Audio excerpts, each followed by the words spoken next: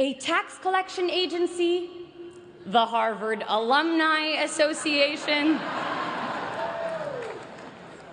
and an endowment larger than more than half the world's countries' GDPs. We also had our own diplomatic passports.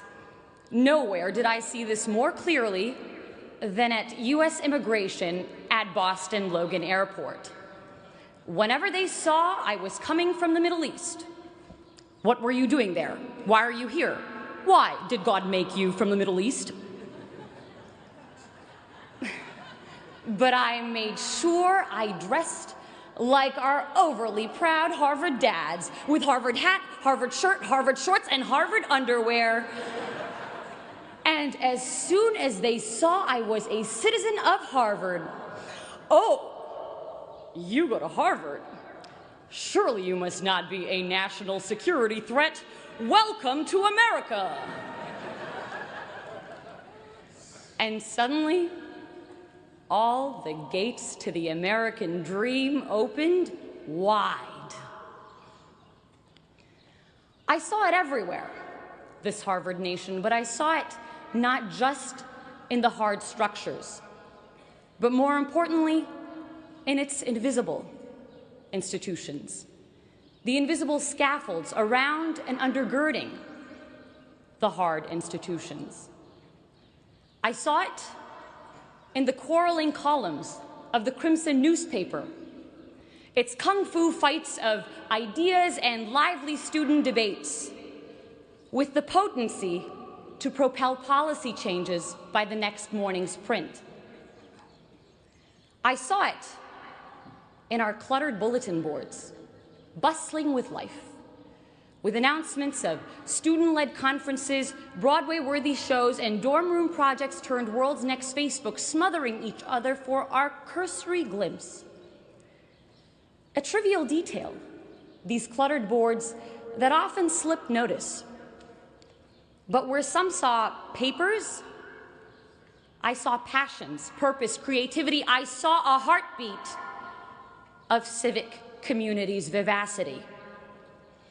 My parents' countries were places where institutional dysfunction killed off this social dynamism and vibrant productivity, and so I felt acutely here the value of civil society and living, breathing institutions. My time here would give me a working model of a better world. Not only that, but that sense of empowerment to initiate change. You see, with those spying walls still lurking in my memory that constrained the little Napoleons in my brother and me, you might imagine my shock when, in one of my first classes here, I suddenly found myself debating a president. So it's the 1990s. Our negotiations class professor set the stage. A war is about to break out between Ecuador and Peru. How will you stop it? I raised my hand to respond. Wait, Professor Shapiro stopped me. Tell the president what to do. And in walked the Ecuadorian president. In bringing the president to me, in having me speak to and question a shaper of history and experience the value he saw in my view, Harvard would make me feel I too could be him. I too had the power to shape history and not just be passively shaped by it. That sense of infinite possibility we have as children to think big and conquer great things was returned to me here. A less despotic version of it. But what seemed intractable problems of the world became opportunities for me, for us, to change things. You know, when I first got here, my name was Sarah. After Harvard, it would become, "Hey, Harvard!" with people stuffing 378 years, 5,000 acres of real estate, the entirety of Widener Library, and 32 heads of state all into my 5'6" self. Ridiculous as it is, there's a strange reality to it.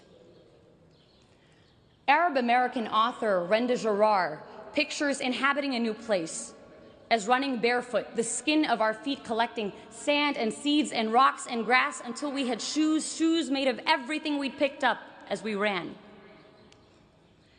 And running through Harvard Yard over the past 4 years, the skin of our feet collecting a world of experiences.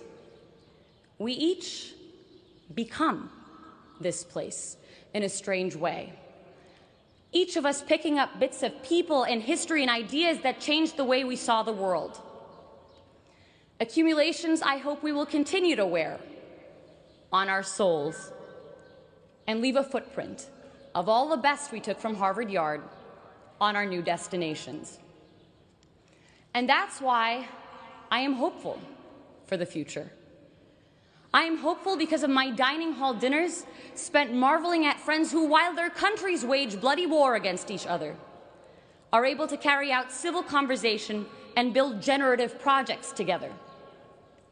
I am hopeful because of the founding mothers and founding fathers of revolutionary ideas like these being launched into the world, who will make of its institutions, its constitutions, its hospitals, its art houses, something better. We hear a lot in the news about an Arab Spring. This graduation is sending 6,000 revolutions into the world, and the 6,000 revolutions graduating as part of the class of 2014.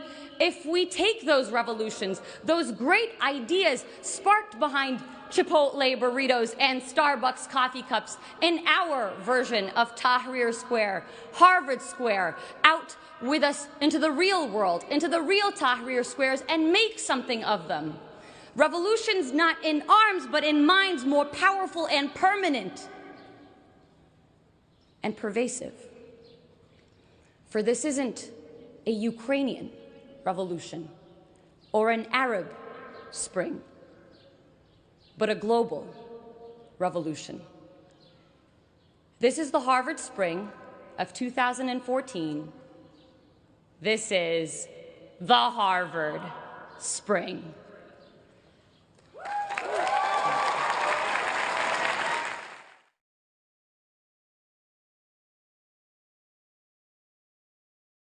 All you need to launch a culinary empire. Tools you claim everyone has in their kitchen. They don't. And a Squarespace website where you can brag about how you never went to culinary school.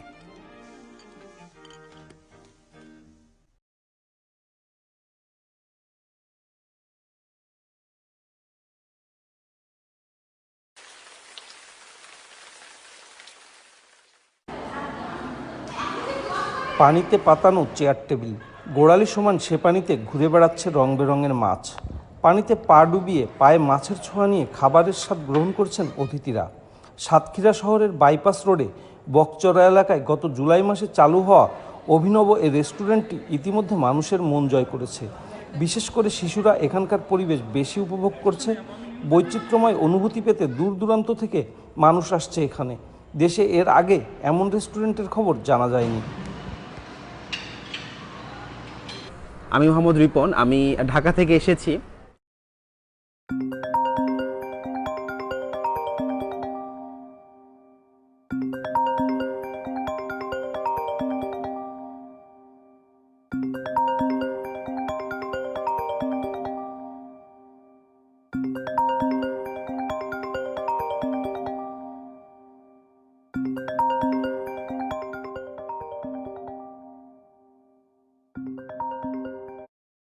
Dhaka থেকে এসে